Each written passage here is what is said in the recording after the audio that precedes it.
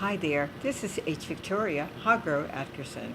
I'm an author and a writer, and I could not help but respond to the violence in Charlottesville, Virginia.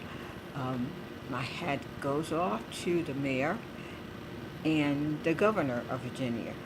I think it's a wonderful thing that they stood up for what was right and just and represent the country, that part of the country that believes in the principles outlined in the Constitution and the Bill of Rights. It's wonderful when people can stand up and say what's on their mind, and say not only what's on their mind, but say things that are true to our democratic principles. I don't think enough of us speak up about it, and we must. Everyone must write letters. Everyone must make their voices heard so that those who try to oppress us and try to make us something that we're not, they can understand that they are the minority. Those people, the South lost the war. Lost. They did not win. They have no right to erect statues that represent the oppression of people of color in this country. They had their day. They had their time. The Reconstruction period began, but it was not over. And it still isn't over because we still have to do things like this. Remove Confederate statues from all of America because these people did not represent the ideals of democracy and the principles that are embedded in the Constitution. So therefore, those statues, no matter where they are, must come down. And I cannot wait to see the statues off of Stone Mountain come down, because that was one of the headquarters for the KKK. And we need to erase that from the face of America's lands. It is not representative of the majority of Americans. We are a multicultural society, so get over it. You will never go back to where we were before because we're here. We're here, and we're strong and we're powerful. And everything that we are is built on truth and honesty.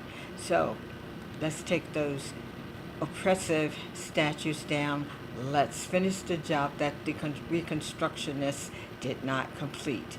We are about to do that now. So join the struggle, join the fight, join the march, and be sure to be in Washington, D.C. with the ministers who will be demonstrating peacefully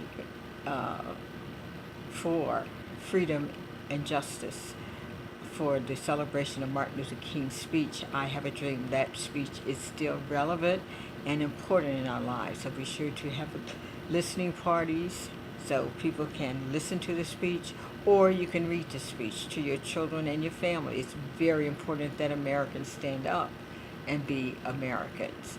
So here we go. The struggle is not over, folks. It's not over.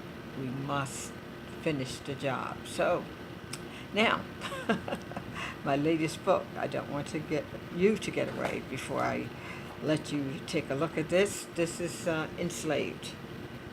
And that book was published this year. And part 2 of this book is coming out.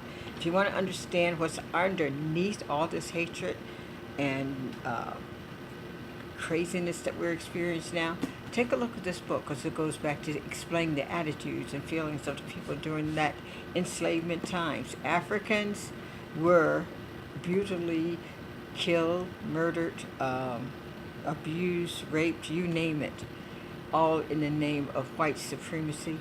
There has never been white supremacy, never. We must correct those things that are happening today, and we must stand up for the truth. So take a moment, take a look at Enslaved, and also march, write letters to your Congress and to the White House, and let the man know that's in the White House that he's wrong. He's wrong. The Constitution is infallible, and we must stand up for our right to be here. Okay? So you take care and love someone special, but most of all, love to you. Take care.